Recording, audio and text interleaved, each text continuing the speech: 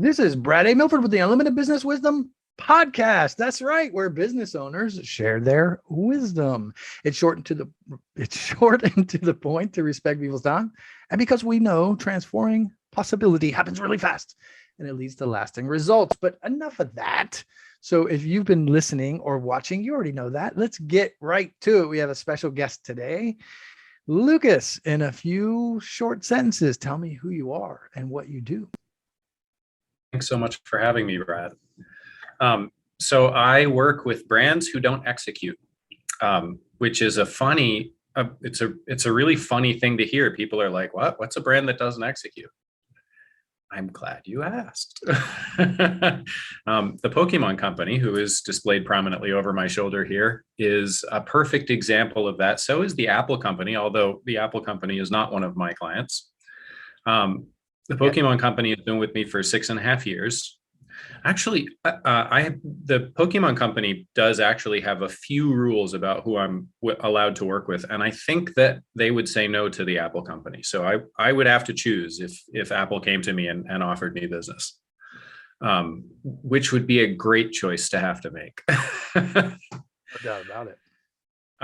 What the Pokemon Company, or what I mean when I talk about the Pokemon Company in terms of brands who don't execute, is that they want to be 100% super focused on building the stories that they build.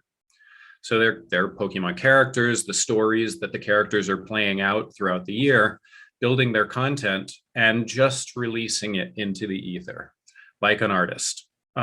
Now they're an enormous artist and enormously successful artist. So I have tremendous respect for where they've gotten, but as soon as they've released their content, they want to be done with it. And they want the world to go take their content and run with it all by themselves. And they recognize that there are things that have to happen in order for that to work. And those things that have to happen, in quotes, is where I come in. I help them make sure that when they release their content, it gets where it's supposed to go in the form that it's supposed to be in. I love that. Execution. Well described. Thank you. I love it. And you're touching on an important subject, actually, one that I frequently discuss, the difference between visionary and integrator, right? So there is a very distinct difference between a lot of the visionary entrepreneurs out there and a lot of the people who are more focused on integration. The execution side is much more of an integration activity. Execution, is it not? Yep, absolutely. So this, depending on who I'm working with, each client has different things that they're interested in. Funny side note, I've noticed that the clients that I work with that are under a certain sort of revenue level want the opposite from me, from the clients who are over that sort of certain revenue level. But depending on who I'm working with, that picture of those things that need to happen in order for their brand to work changes. Sometimes it's all the things. In the Pokemon Company's scenario, that really is true. They don't want to touch manufacturing, they don't want to touch merchandising, they don't want to touch any of their distribution, they don't want to touch supply chain, none of it. They want it all just taken care of automatically. I love it. It's amazing. It's amazing to watch a brand that's so big and so powerful be so comfortably hands off. I love all of that. And then smaller. Sorry, go ahead. No, after you. And then, like I said, sort of as you move through the revenue tiers, the lower revenue companies often would like advice on how to get things done, but they don't actually want help doing it. And so the integration is more on the strategic and planning side rather than the actual execution side. I love that. And I love the distinction that you described. Very intuitive. I can tell how well versed you are in the business and seasoned for yourself. I too have found very similar things. The less seasoned businesses, the newer businesses, if you will, are focused on quite different things. So I love that distinction in the way you described it. It's great stuff, Lucas. Let's get to some more stuff. I don't think it's wrong. The smaller brands, as they're seasoning themselves, they have their hands in every pot. I think they're right to do that, because how do you know which pieces you want to keep internal, and which pieces you want to if you don't do any of it. There's I no way. love the way I watch this happen. Yeah, it's a great way for things to unfold. I think likened to that is maybe a younger person who doesn't know their purpose yet, right? Get out there and try some stuff so Yeah. that you can learn what you like, what your strengths are, what your weaknesses are, what you want to focus on, what you don't want to focus on. So That is a yeah, well great said. I love it. Lucas, what's the best thing about being in business? You know, I'm going to answer this a long way, if that's okay. Of course. So I spent 17 years on Wall Street, and after about 10 years, my wife and I threw a party, and we invited all of our friends, mine and hers, to come and, have a great time. And this was the first time we had invited any of her coworkers. Now, at the time, she was an executive at Food and Wine Magazine, so all of her coworkers and friends at work were executives at Food and Wine Magazine.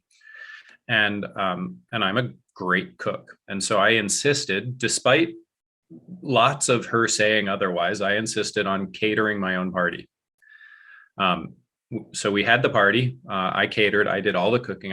I cooked up a storm, and it was amazing. And it really was. And when all of her friends left, every single one of them said, "This was phenomenal. You need to write this stuff down and share it."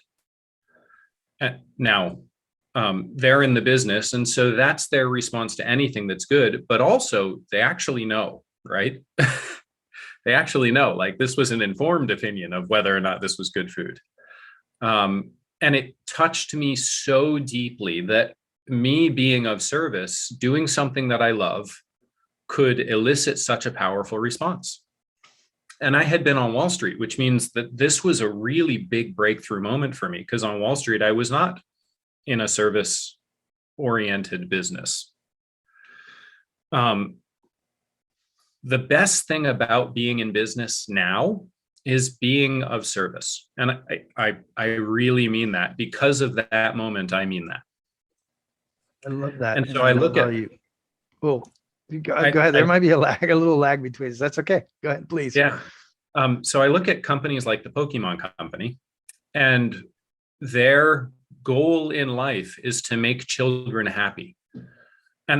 And it just fills me with delight to be partnered with a company like that, because what could be better service than making children happy? It's amazing. And I'm not here trying to sing their praises. The best thing about being business truly is to be able to be of service. Well said. And I love the way you said it through the illustration of a story. And then, of course, you circled it back to business as well. Very well said. Appreciate that. Service is a big piece of it. But I honestly hear service a lot. I hear people a lot. I hear freedom a lot. They're all good reasons, but I love the way you illustrate it with a story. Thank you, Lucas. Appreciate it. This is going to be a fun question. You're going to love this question. This is one of my favorite questions. So we hear from other business owners, yes, now, during this time, that they're getting so much business that the chaos sometimes causes overwhelm. Would you be willing to share your thoughts on that? Oh my God, what an awesome problem to have. It is a problem. It is. Don't discount it. It is a problem. It is an awesome problem. When that happens, there are a couple of things you can do. One, grin and bear it and work long hours. But, most of you are probably not in business to grin and bear it and work long hours. That's probably not why you're there. Two, look at the things that you're doing that you want to do, and look at the things that you're doing that you don't want to do. And recognize that this may be the moment when you finally get to start outsourcing the things that you don't want to do.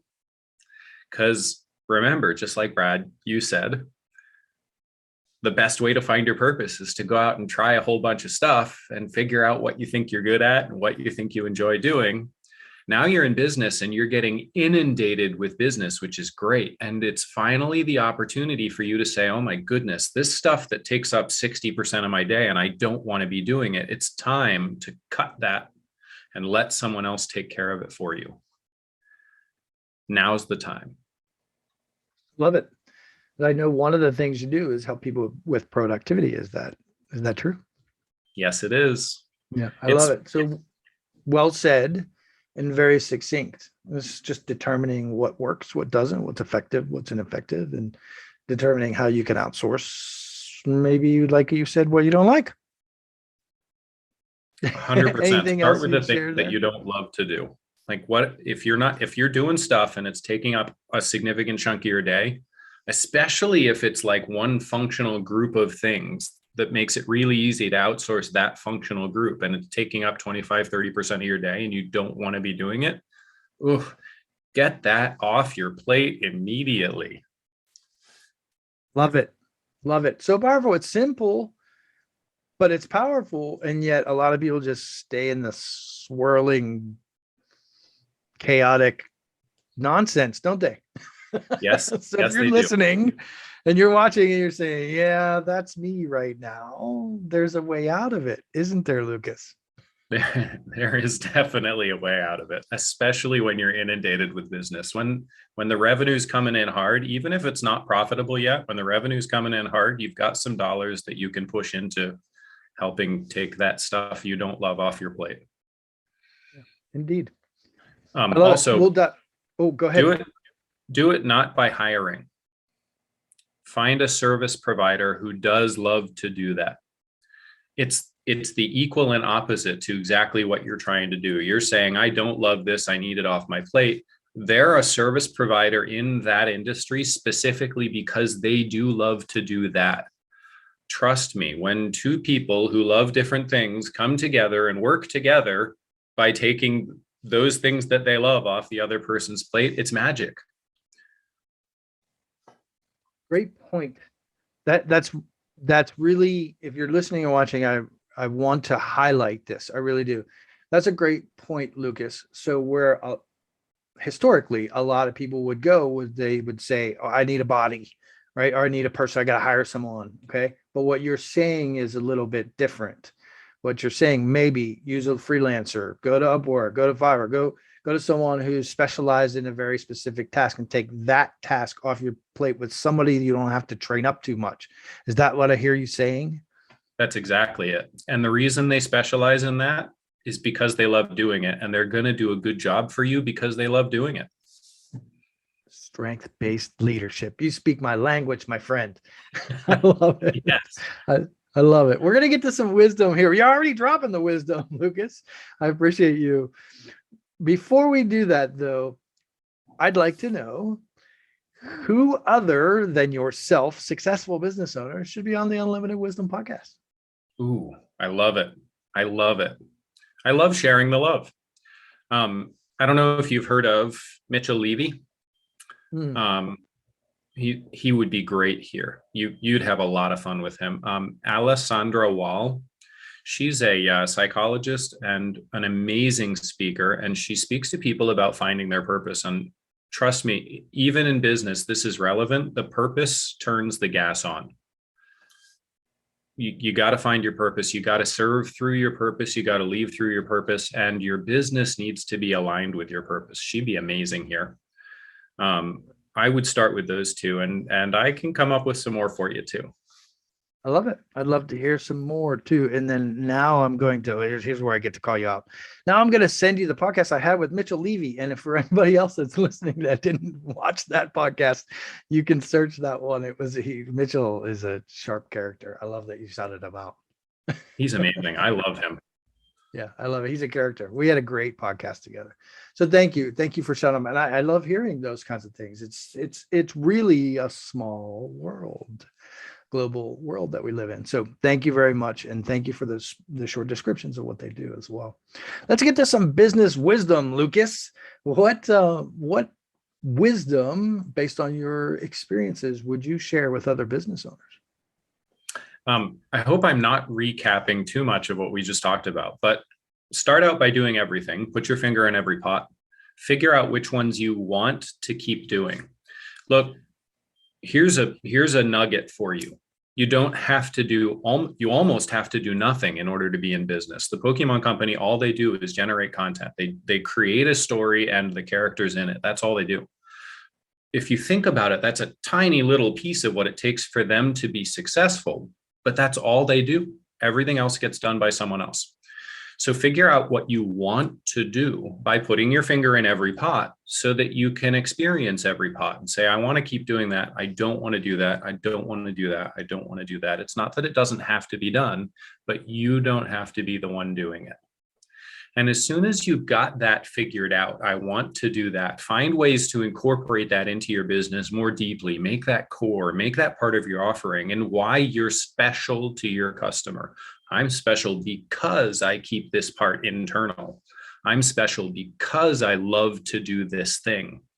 And they're going to hear you when you say that, and they're going to see that excitement, that real deep interest in continuing to do that thing that you like to do.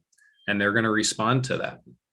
Just like I said before, go find service businesses or service partners who like to do the things you don't want to do, and they're going to do a great job for you. Your customer hears you in the same way.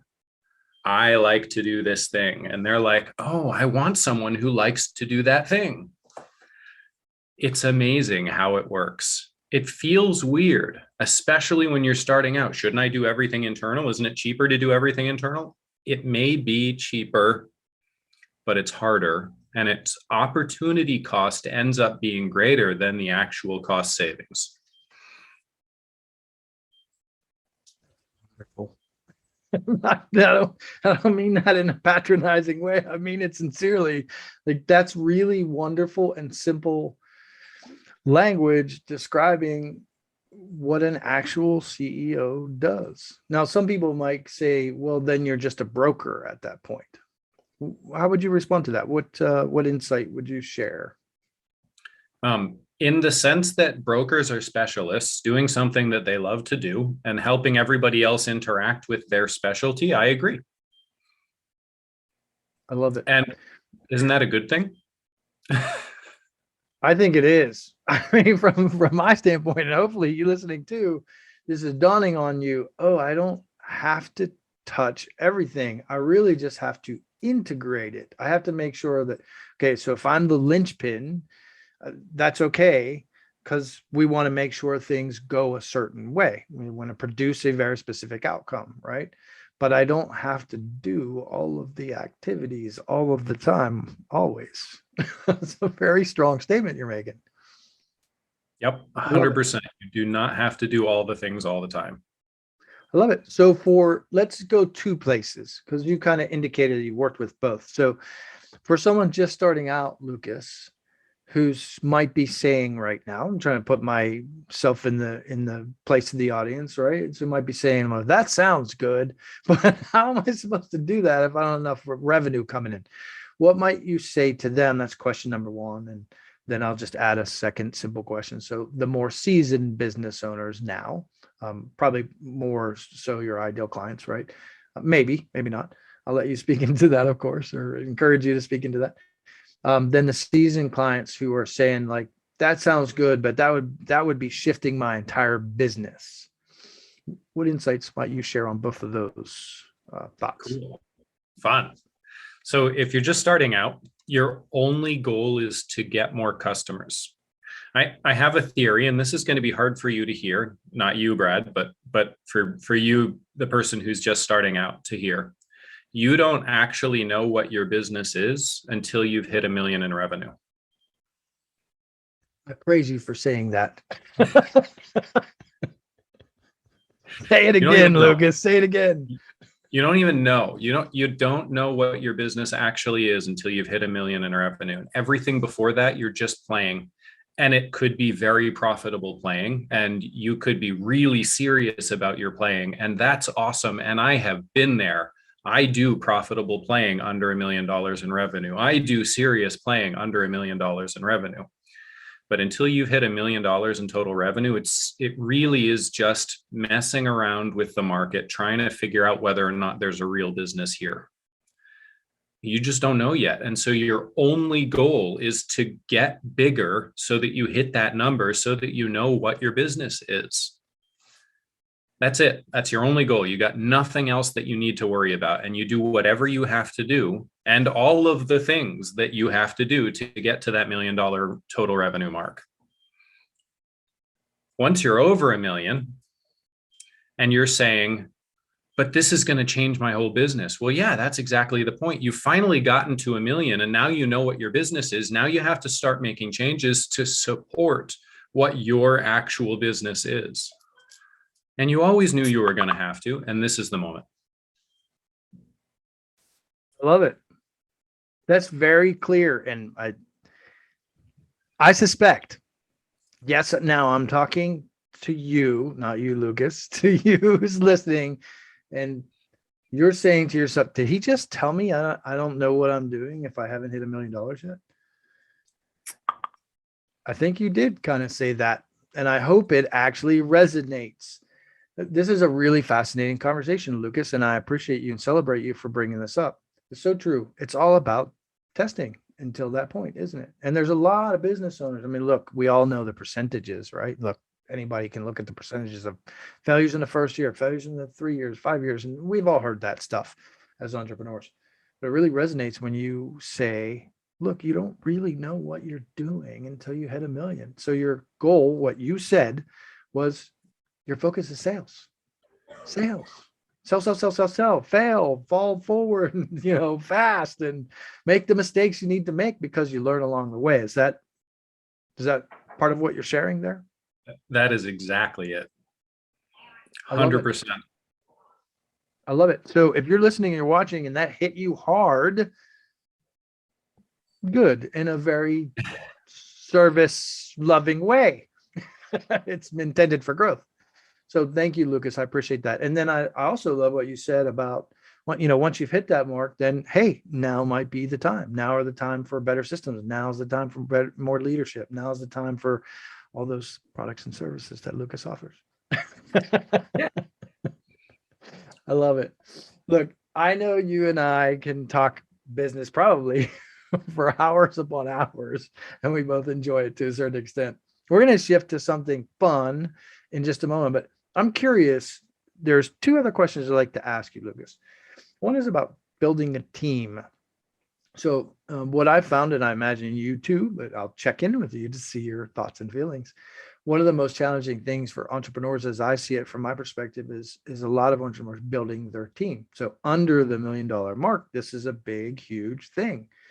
Do you have any insights or wisdom or thoughts that you would share for someone struggling? Maybe not struggling, that's a strong term, but just challenged to know a little bit about building your team. What would you share? Fun question. Ooh, juicy. Contrary to what you might be thinking, do the best you can to get somebody who's as much your opposite as possible to be your number one partner. You have to be able to get along with them. And in other ways, they should be your polar opposite. I mean, truly, absolutely 100% your polar opposite. If you're a man, get a woman.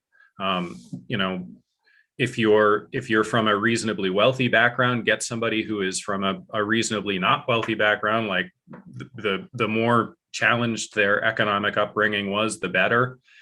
Truly your opposite. If you're tall, get someone who's short. If you're old, get someone who's 17. I mean, you can't legally work if you're 17, but really, like, go as far into the opposite direction as you possibly can. The more opposite from you, but they have to be able to get along. The more opposite from you you get, the better served you will be by your partnership. That's your number one recruit. Your number one hire has got to be someone who's you're as far into the other direction, polar opposite, as you can get. That's great advice. I love it. And again, here you're dropping something that's very simple, but it's this is real. This is true. And it goes back to what we were saying about strength-based leadership and your strengths and weaknesses and all that kind of stuff. So it's very theme-based here, but the diversity is huge. And so that's great advice, Lucas. Thank you very much. I've got one more fun question for you. Two more. I'm going to throw you in there. A little more rapid style questions. You ready? Yes. Okay. So great website. I've been to your website, checked out your socials, all that kind of stuff. Anybody, we're going to give those here in just a moment. But so a lot of people can do their due diligence, as we like to say. That's great. What's one thing, though, by going to your social media and going to your website that they wouldn't know about you? Good question. You probably wouldn't know that I was born and raised in northern Vermont, and that I still very much consider myself to be a tree-hugging hippie. Interesting. That's a great answer. I love that. That is, because now you're in California, so that's quite Vermont and California are pretty different cultures. So yeah, I love that. Tree hugging hippie and my history on Wall Street are pretty different cultures. No doubt about it. I love that. That's great.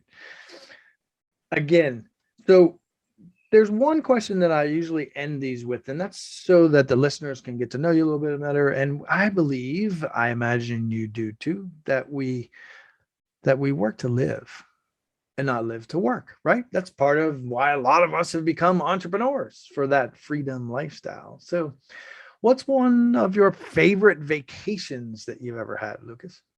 My wife and I went to the country of Colombia in South America for 2 months in 2016 over December, January, so through the holidays. And it was amazing. Her whole family rented out basically an entire resort, and we all went there, and we had a huge Christmas party and just had an amazing time. And then my wife and I, we stayed there for 2 months. We traveled around the country. We went to Bogota for a couple of weeks, went out into the mountains, went sightseeing. We went down to the beaches. It was incredible. And what I learned from that, other than huge amounts of culture and having a really amazing time, what I learned from that is something that surprised me a lot. Because I had always been a 2 weeks vacation kind of guy.